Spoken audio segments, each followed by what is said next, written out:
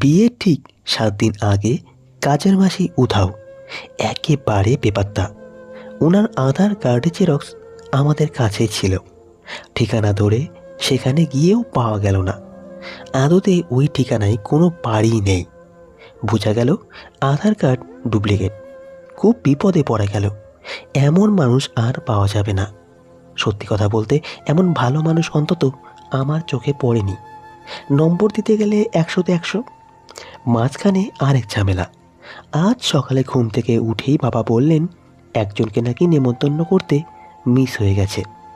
ওনাকে ইনভাইট করতেই হবে, যে করে হোক। বিরক্ত হয়ে বাবাকে বললাম, ফোনে বলে দাও না। শুনে বাবা বিরক্ত হলেন, মনমরা হয়ে সামনে থেকে চলে গেলেন। ঘণ্টাখানেক পরে বুঝলাম আমার বিরাট ভুল হয়েছে। বাবার অবাধ্য হবার ক্ষমতা অন্তত এই জীবনে আমার হবে না। উনি যা বলবেন তাই শোনা উচিত মুখ বুজে। আমি যতই বড় পুলিশ অফিসার হই না কেন, অফিস যাওয়ার আগে বাবার কাছে গিয়ে বললাম, ঠিক আছে, আমার ভুল হয়েছে। কিভাবে নেমন্তন্ন করতে চাইছো? লোকটা কে? বাবা বললেন, তুমি একে চেনো না। সোনারপুর বস্তিতে গিয়ে খুঁজে বের করে তবেই নিমন্তন্ন করতে হবে। আমি অবাক হলাম না। অবাক না হওয়ার কারণ আমার নিজের জীবন বৃত্তান্ত। যেভাবে বেঁচে আছি, যেভাবে বড় হয়েছি, সেটা এক বিরাট ইতিহাস। আর যাকে আমি বাবা বলে ডাকছি তিনিও আমার বাবা নন, তবে বাবার থেকেও বেশি। কারণ আমার জন্য উনি ওনার নিজের স্ত্রী এবং 2 পুত্রকে ছেড়ে এসেছেন। সত্যিকার অর্থে আমি পরিত্যক্ত জারদ সন্তান। ডাস্টবিন থেকে কুড়িয়ে যাকে বাবা বলছি তিনি মানুষ করেছেন। 13 বছর বয়সে আমার বিয়ে দিতে চেয়েছিলেন পালিতা মা। বাবা বেঁকে বসেছিলেন। তাই নিয়ে ভয়ঙ্কর ঝামেলা। বাবা তার ফুটপাতে জুতো সেলাইয়ের দোকান তুলে দিয়ে শুধু আমাকে নিয়ে চলে আসে অন্য শহরে। তার বিশ্বাস ছিল আমি একদিন বড় অফিসার হব। সত্যি আমি অফিসার হয়েছি। কিছুদিন আগে বিয়ে ঠিক হয়েছে এক মাস্টারের সঙ্গে। এখন বাবা ফিরে যেতে চাইছে তার পুরনো সংসারে। অনেক কষ্টে ধরে রেখেছি। বলেছি বিয়েটা মিটে যাক, তারপর দেখা যাবে। তবে যাকে নেমন্তন্ন করার কথা বলছেন নিশ্চিত তিনিও আমার কিছু না কিছু উপকার করেছেন, নইলে বাবা বলতেন না। যাই হোক, বাবাকে নিয়ে সোনারপুর বস্তিতে এসে সেই ভদ্র মহিলাকে খুঁজে বের করা হয়েছে। ভদ্রমহিলা আমায় দেখে কেঁদে ফেললেন, হাজারবার মাথায় হাত বুলালেন। বাবাকে দেখছি চোখের জল মুছছেন। চোখের জল মুছে একটা দীর্ঘ শ্বাস ছেড়ে বললেন, ইনি তোকে 4 বেলা এসে বুকের দুধ খাইয়ে যেত রে মনা। অন্যর বাড়ি কাজ করত, সেই কাজ ফেলে দৌড়ে এসে তোকে দুধ খাইয়ে যেত, নইলে বাঁচতি না। শুধু এরা নয়, আমার জীবনের সঙ্গে জড়িয়ে আছে অনেক ভালো মানুষ, বিশেষ করে স্কুলের ম্যাডামরা। আমার বাবা যিনি দুধ খাইয়েছেন তিনি। আছেন আরও কত নাম না জানা মানুষ। নিমন্ত্রণ পেয়ে ভদ্রমহিলা খুব খুশি হলেন। খুশি হয়ে এক অদ্ভুত কথা বললেন। মনোরঞ্জন, তোর সঙ্গে 2 খান কথা আছে, একটু ফাঁকে আয় তো। এবার আমি অবাক। আমার সামনে কথা বলতে অসুবিধা কোথায়? কি এমন কথা থাকতে পারে যা আমার সামনে এখন বলা যাবে না? একেই আমি পুলিশ, তার ওপর রহস্যময় আমার জীবন, তারপর আবার অবিবাহিত তরুণী। আমার মন বলছে নিশ্চিত কিছু আমাকে নিয়েই বলবেন। বাবা আর ভদ্রমহিলা উঠে চলে গেলেন পাশের ঘরে।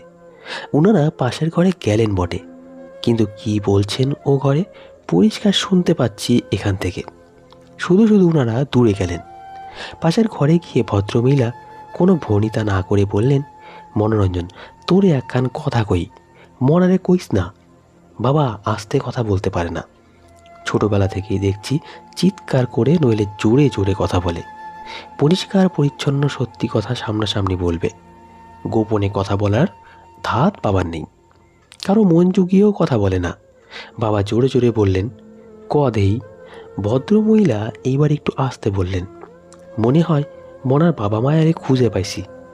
হেরা নতুন পাড়া থাকে, ওই বাড়িতে আমি এখনও কাম করি। নিশ্চিত বাবা এই কথা শুনে উত্তেজনায় দাঁড়িয়ে গেছে, অবাক হয়েছে, চোখ বড় বড় হয়ে গেছে। এখান থেকে শুনতে পাচ্ছি বাবা তড়িৎ জিজ্ঞেস করল, কোয়াস কি, কীভাবে বুঝলি? আমি কাম করতে করতে শুনছি ভদ্রলোক প্রতিদিন একবার কইরা বউরে কয়, মেয়েটাকে ফেলছো কেন? আমি তো দুদিন পরে হলেও তোমাকে বিয়ে করতাম। এখন কাঁদো প্রতিদিন। কিছুদিন আগে রাগ কইরা বউটা কোথায় যেন চলে গেল, কয়দিন আগে আবার আইছে। আরে ধুর, ওনাদেরই মাইয়া, তার প্রমাণ আছে নাকি? বাবা উত্তেজনার সঙ্গে কথাটি বললেন। এই কথায় ভদ্র মহিলা সম্ভবত হতাশ হলেন, কিন্তু আশা ছাড়লেন না। চাপা গলায় আরেকবার বললেন, ওনাদের একখান ছবি চুরি করে আনছি, দেখবা। হঠাৎ আমার কেমন সন্দেহ হলো। দৌড়ে পাশের ঘরে গিয়ে ধীরে ধীরে বললাম, তুমিই আমার আসল মা, আমার জীবনদাত্রী। বাবাকে দেখিয়ে বললাম, যারা আমায় ফেলে দিয়েছিলেন তাদের খোঁজ করো না মা। আমায় দেখে দুজনার চোখ মুখ সাদা হয়ে গেছে। আমার পুলিশি পোশাক, কথার ধরনে ভয় পেয়ে গেছে। চুপ করে আছে দুজন, একটিও কথা বলছে না এখন।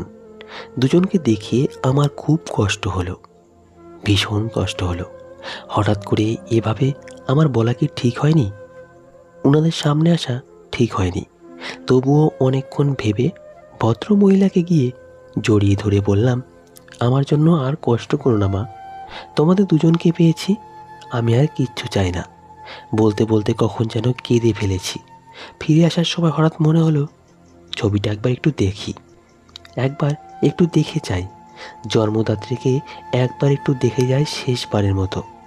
প্রায় জোর করে ছবিটা নিলাম, চোখের সামনে মেলে ধরলাম। আর তখনই পৃথিবীটা আমার কাছে ধীরে ধীরে আধার হয়ে আসতে লাগলো। দুটো চোখ ঝাপসা হয়ে আসতে লাগলো, চোখ দিয়ে টপ টপ করে জল গড়িয়ে পড়তে লাগলো। এ তো আমার বাড়ির সেই কাজের মাসি, পালিয়ে যাওয়া কাজের মাসি, 100-তে 100 পাওয়া কাজের মাসি। ও ভগবান!